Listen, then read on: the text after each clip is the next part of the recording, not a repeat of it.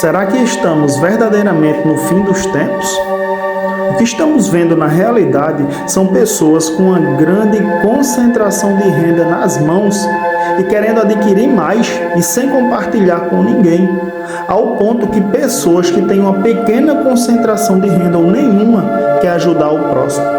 Será que estamos verdadeiramente no fim dos tempos? Será que as Escrituras estão se cumprindo? Será que o amor ao próximo foi deixado de lado, desonrando princípios instituídos por Cristo?